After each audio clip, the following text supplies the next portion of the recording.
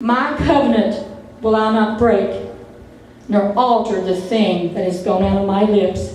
Know it therefore that the Lord thy God, He is God, the faithful God, which keepeth covenant and mercy with them that love Him. He keepeth covenant with you who love Him.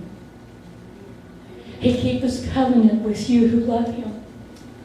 He keepeth covenant with you and me because, why? Because we love Him. And let me tell you how much He loves us. For God so loved the world that He sent His only begotten Son, that whosoever believeth Him shall not perish, but have everlasting life. And let me tell you something. When Jesus climbed up on that cross, they didn't put Him there. They didn't put Him there. God put Him there. Jesus climbed up there because He said, I come to do my Father's will. And when He stretched out those hands, and they nailed those hands to the cross.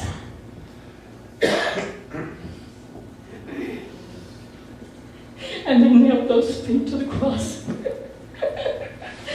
And before He got put on that cross, He had a crown of thorns on His head.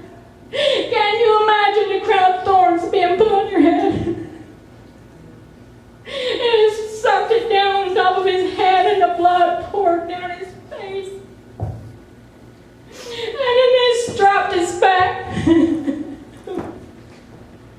And then, as He was hanging on the cross, He said, Father, Father, why have Thou forsaken me? God can't look upon sin. God hates sin with a passion.